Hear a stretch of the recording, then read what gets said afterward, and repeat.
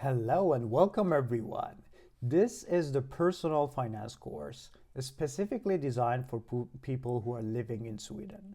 Whether you have moved recently to Sweden or have been here for a long time, this is for you.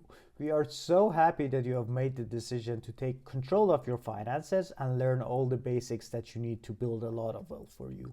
We're going to be here for you every step of the way with the educational material that we have here and also all the additional services that we are prepared to offer you. So let's get started. Before jumping into our material, there's a disclaimer. Everything that you hear here is educational material, so it's not legal or financial binding advice. Please think about everything that we say here and please do your own research. All the decisions will be yours at the end of the day. Now I want to talk about why we even decided to create this course. So the reason that decided to create this is, first of all, most of you have moved to Sweden at some point, and things might be different in Sweden compared to what you're used to. So you might not know what sort of investments accounts exist or which ones make sense for you, what sorts of savings accounts exist, and a lot more smaller details about managing your personal finances here in Sweden. So we're going to talk about a bunch of those. The second reason is we have realized that nobody really teaches us finances. Not in school, not in university, and not anywhere else. So there is very little structured educational material about finances, and we really want to help with that. So that's another reason we did this. The third one is it's very, very easy to be confused nowadays. There are so many different social media accounts and so many different people trying to pull you towards an investment opportunity. Like a lot of people are going to tell you to buy Bitcoin and this and that and a lot of other like smaller things. And there is no way to kind of like say which one makes sense and which one doesn't for a regular person. So the idea for us is we want to give you the structure, the basics of personal finance, so you can then judge by yourself which of those advertisements or which of those propositions are actually legit and which ones you should ignore.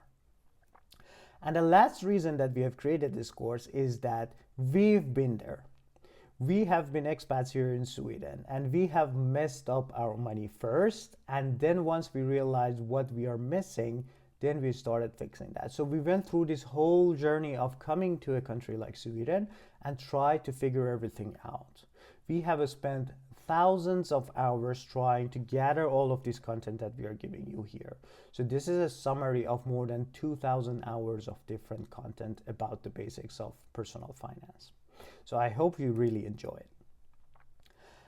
Now that you know why we are here and why we have created this, I want you to take a moment, potentially pause this video and think about why are you here? What exactly do you want to get out of this course? Take a pause for a second and write it down for yourself. What are you trying to get out of this course? And then at the end, we are going to revisit and see if you actually achieved what you wanted to achieve.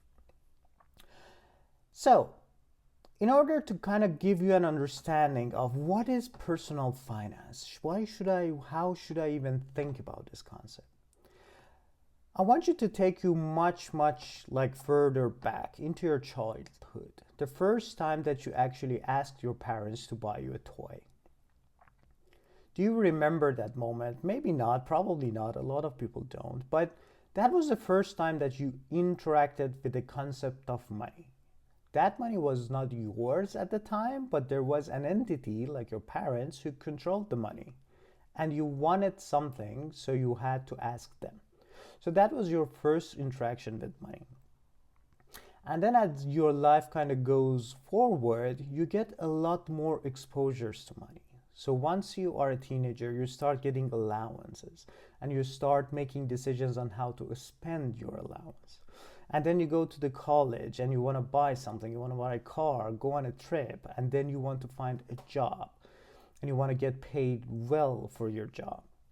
Then you want to think about, should I buy an apartment or should I rent an apartment? Can I even buy an apartment? And all of those questions.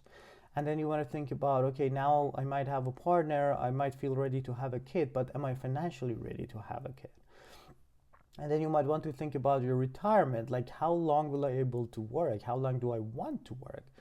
And then you might run into things like pension and what is retiring, and am I really ready to do that or not, or can I do that at all? And so on and so on and so on. So there are so many touch points in our lives starting at a very early age that we interact with money. So generally, personal finance is how you think and feel about money. So keep that in mind. How you think about money is about how much knowledge you have, which we are hoping to really increase in this course. So you have a really good understanding of the structure of finances, personal finances. But how you feel about money goes back into your previous experiences with money. So we really hope that the new knowledge will help you change some of those feelings if some of them are negative. Before moving on, I want you all to think about where you stand today with regards to money. And in order to do that, I want you to pause this video for a few seconds and look at these 4 questions. Think about where you stand on each of these on a scale of 1 to 10. Actually pick a number, write it down for yourself. 4 questions on the screen right now. I'm managing my money well. 1 to 10. 1 meaning that I'm really bad at managing money, and 10 being I'm awesome. I'm the best possible at managing my money. The second question is I have a clear idea on how to reach my financial goals.